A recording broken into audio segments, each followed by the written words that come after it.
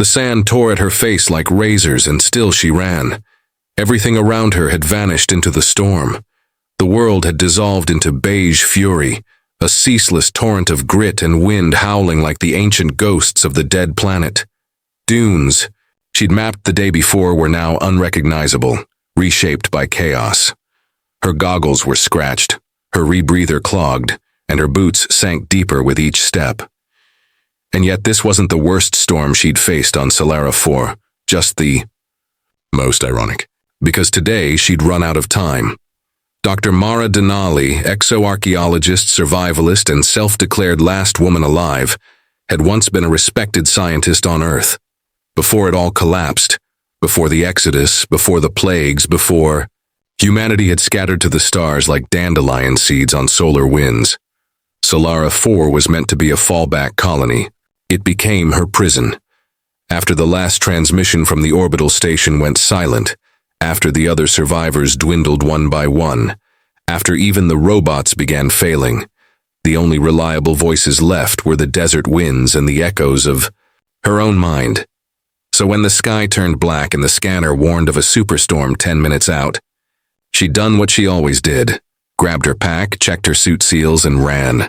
But today she took the wrong path, and then, unbelievably, just as her knees were giving out and the world narrowed to a tunnel of dry lightning and wind-choked screams. Her hand struck something solid, not a rock, a door. She almost missed it in the whirling sand. The slab was partially buried, smooth metal worn matte by decades of erosion, nearly the same tone as the dunes. A faded radiation symbol was half visible, its lines eroded by time. Her pulse spiked. Ancient bunker? Automated station? She didn't care. Anything with 4 walls and a roof beat being flayed alive by the planet. With frozen fingers, she scrabbled at the panel beside the door. The touchscreen flickered. Power. That wasn't possible. She slapped the pad. Mara Denali, civilian. Clearance. Emergency override. Open, damn it! A heavy clunk sounded from inside, a series of deep clicks, and then the door slid open with a hiss. She fell inside with a thud. Warm air rushed around her, thick with recycled ozone and something else. Cooking oil.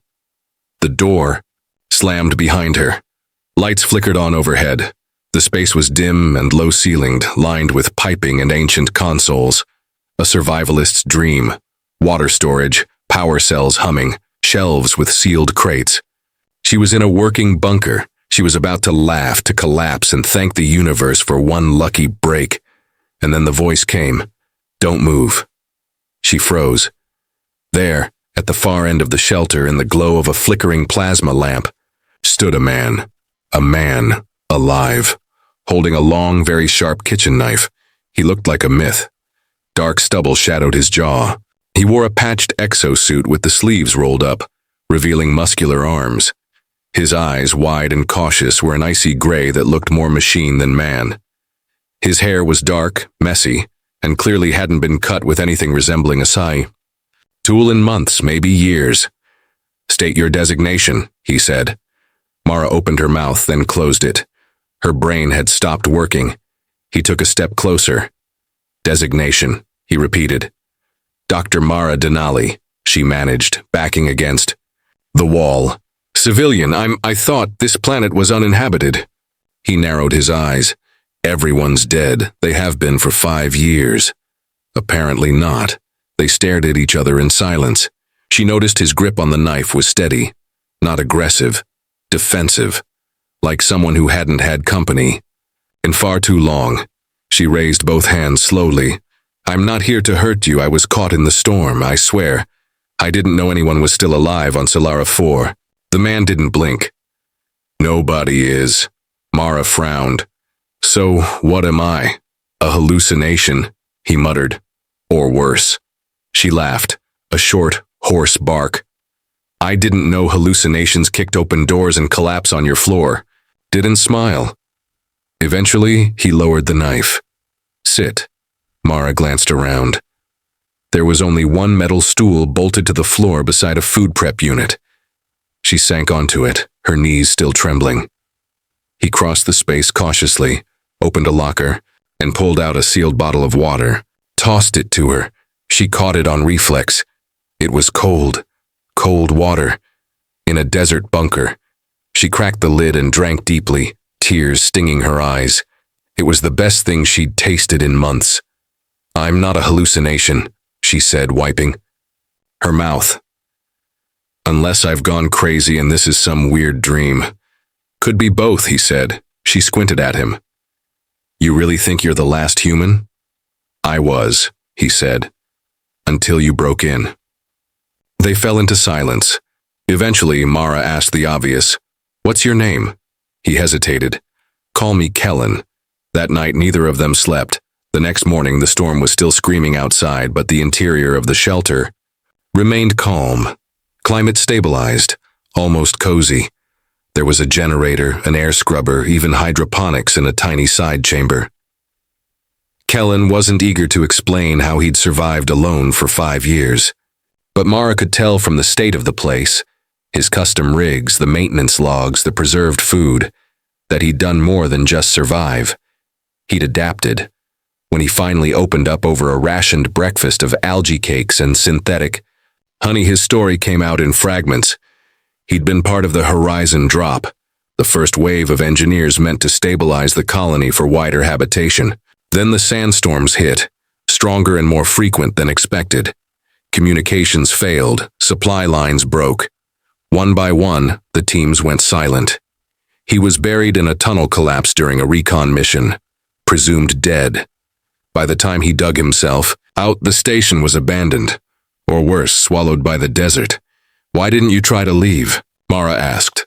Kellen gave her a long look. "Where would I go? There are no ships, no orbital relay. And the only person I had to talk to was a busted AI that quoted Shakespeare until the logic circuits fried." She winced. "That's a new kind." "Hell," he shrugged. "I got used to it." She studied him. He didn't seem broken, not like she'd expect, just quiet, self-contained, someone who'd buried his grief under layers of habit and engineering, but he still made extra food, out of instinct, still talked, even if only to himself, still kept the light on at night. Hope, she realized, could take strange forms. By the third day, she was helping him repair a collapsed vent shaft. "I still don't understand how this place has power," she muttered, twisting a solar coupler into place. "Hybrid geothermal, not part of the original plan. I built it after year 2. She blinked. "You built a hybrid system?" Kellen smirked faintly. "I had time." She laughed, genuinely. Later, when she fell asleep in the converted storage unit he'd cleared for her, she realized something strange. For the first time in years, she didn't dream of screaming. She dreamed of voices. They began working together by unspoken agreement. Mara cataloged their resources. Kellen stabilized the water filtration. She mapped the local terrain using an old drone patched with salvaged parts. He programmed it to avoid sand traps and track wind patterns. One afternoon, Mara found an old locked crate buried in the back of the storeroom. She hauled it out, pried it open with a crowbar, and stared. Kellen?" she called. "Did you know you have an entire case of emergency cocoa powder?" He peeked over her shoulder. "That's where it went." Her eyebrows rose. "You've been hoarding chocolate." He looked defensive. "Technically, I was saving it." "For what?" He hesitated. "Company." She froze. They looked at each other for a beat too long. Then she burst out laughing. By week 2, the storm finally passed. The door opened on a world transformed. The sky was pale. The dunes had shifted. Whole valleys were erased, new cliffs revealed. But the shelter still stood, still livable. Mara stepped outside with Kellen, their suits sealed against lingering dust. They climbed the nearest ridge, surveying the horizon. "This planet tried to kill us," she said. "It still might. Maybe.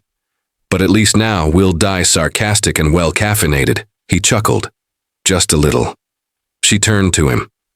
"So, what now?"